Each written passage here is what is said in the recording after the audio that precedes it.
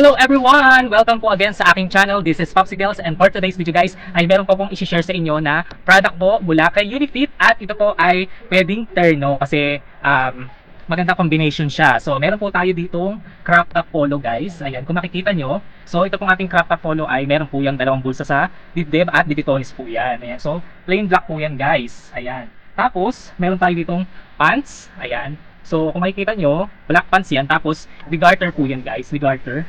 Kung makikita nyo. So, isusukat ko po yan at ipapakita ko sa inyo yung itsura niya. So, let's go!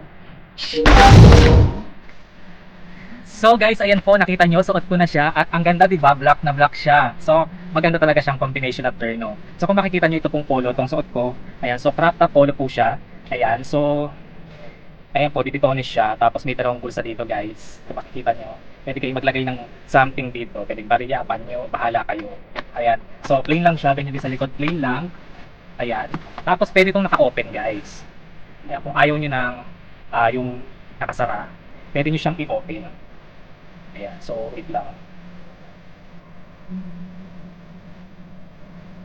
Tatanggalin lang natin yung mga bitones.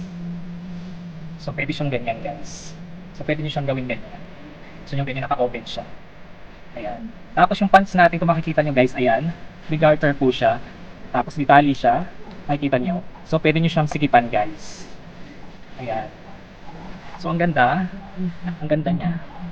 So ako komportable ako dito. Tapos meron siyang bulsa rito guys sa gilid. Oh. Meron siyang hidden bulsa rito. Sa may bandang hita. Tapos may bulsa pa dito. May bulsa rin dito. Ayan. So sa likod, plain lang. Ayan. So ang ganda. So kung gusto niyo nito guys, ayan, mag-check out na po kayo. Nandiyan po sa ating link. So hanapin niyo lang po itong mga polo na to. Meron din po itong mga ibang kulay kung gusto niyo. So yun lamang po. I hope guys nagustuhan niyo po itong ating outfit na Unifit. So ang ganda, diba? So thank you sa pagnood guys. So God bless!